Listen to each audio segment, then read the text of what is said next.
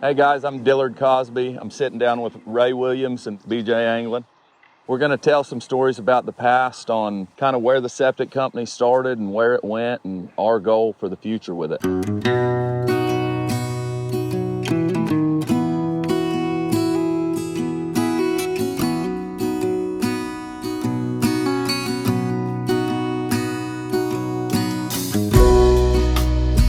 Well, I bought the business eventually off my dad.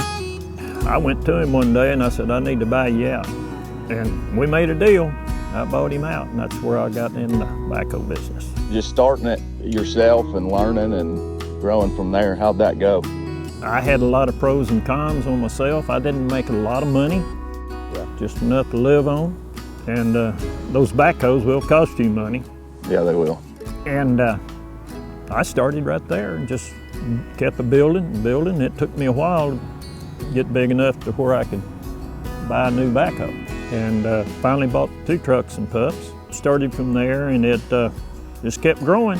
This gentleman came to me one day and he said, I need a job.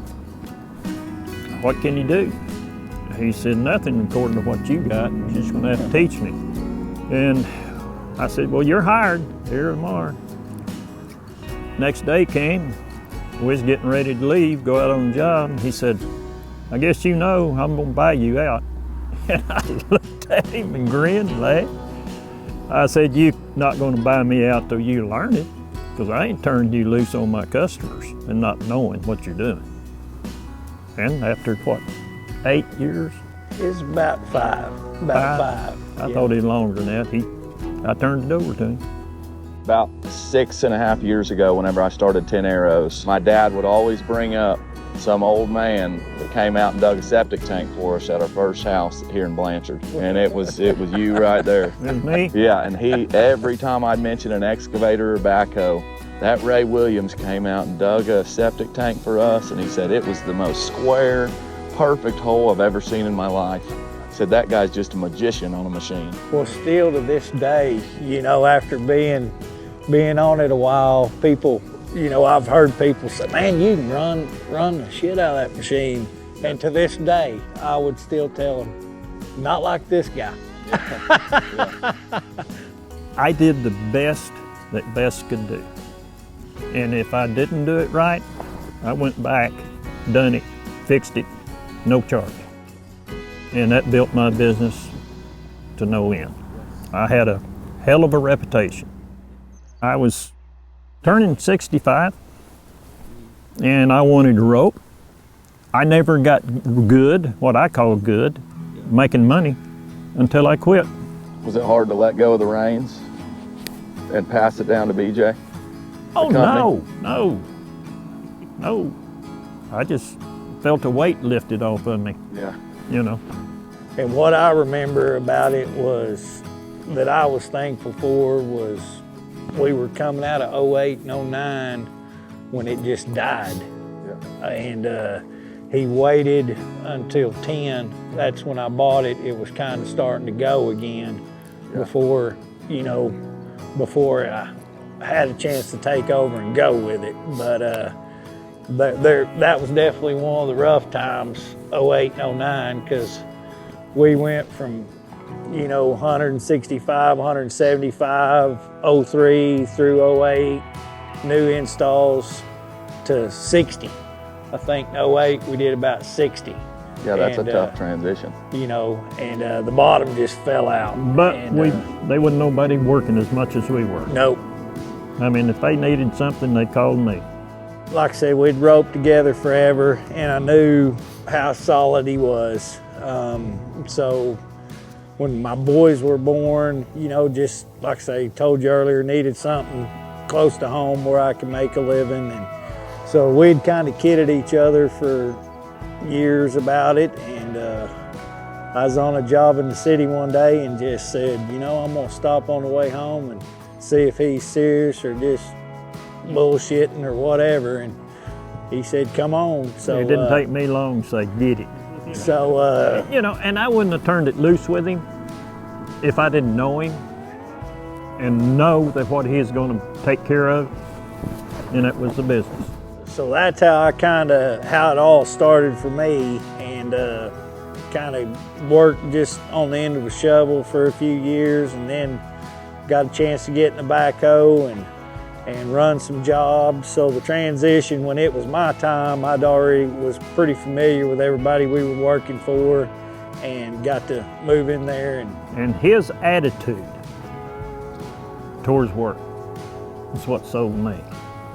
You know, and the way he talks to the people that we're working for, I couldn't found anybody else. I mean, he wasn't nothing like me.